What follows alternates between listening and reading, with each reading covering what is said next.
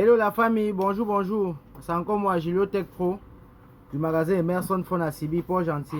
Les gars, aujourd'hui, je vous présente ce téléphone-ci. C'est le Samsung A06. J'ai à démonter, désolé, j'ai à démonter. Le Samsung A06 avait un problème de charge un peu particulier.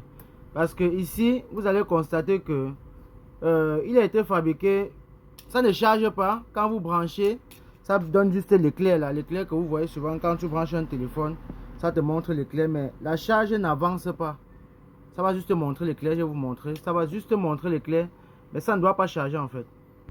Ça va rester que sur l'éclair, Bon, en fait, le constat que j'ai fait, vu aux petites recherches que j'ai, ou les petits tests, voilà, ça va juste rester sur l'éclair comme ça. Ça ne doit pas avancer, montrer 0% et tout et tout. Donc, pour que ça puisse charger, j'ai trouvé une astuce. Voilà, l'astuce que j'ai trouvée, ça consiste à démonter le téléphone, aller ici à l'arrière de la plaquette. À l'arrière de la plaquette, vous allez trouver, il y a une résistance ici.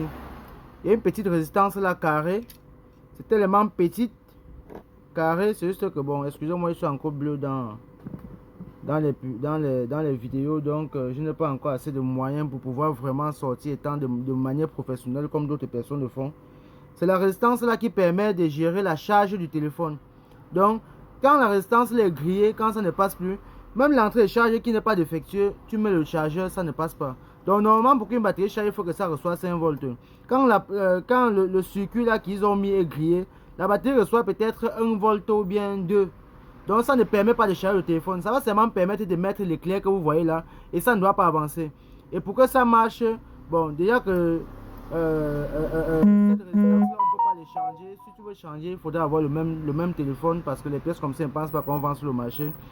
J'ai juste enlevé la résistance en question. Donc, comme c'était en court-circuit, j'ai enlevé la résistance en question. Vous allez voir ça là. Et du coup, quand j'ai enlevé, j'ai essayé un peu de faire un petit, je veux dire quoi, de mettre un petit câble là qui permet de relier les bornes. Voilà. Et puis, le téléphone a commencé à charger normalement, sans toutefois changer la plaquette de charge, sans toutefois changer l'entrée de charge, sans toutefois câbler avec un fil du haut en bas. Non, non, non. Donc, je vais juste brancher. Vous allez voir comment ça. Donc, vous allez voir, après avoir enlevé la résistance en question là, ce qui contrôle la charge, ça a commencé à charger normalement. Donc, c'est cette astuce que je voulais partager avec vous. N'hésitez pas de liker, de partager si possible. Et essayez un peu, je veux dire quoi, essayez un peu de mieux regarder la vidéo au cas où ça aide quelqu'un. La personne partage pour que ça aide d'autres personnes. Donc, ciao, ciao, bisous à tout le monde. Ciao, je montre encore bien. C'est ici que j'ai géré l'histoire de la charge. Là, c'est là. Vous retournez la plaquette juste derrière la plaquette, derrière la mèche. Vous allez voir ça. Ça permet de gérer la charge. C'est ça là c'était ça le problème. Donc, il vient de manger un petit gain avec. J'encourage tous les techniciens à regarder cette astuce pour pouvoir aussi profiter de notre technique en fait, pour pouvoir profiter de notre métier, je veux dire ça comme ça. Donc, parce qu'aujourd'hui c'est un métier et puis chacun doit gagner son bout de pain avec, que ce soit par mes astuces ou par les astuces de d'autres personnes. Ciao, ciao.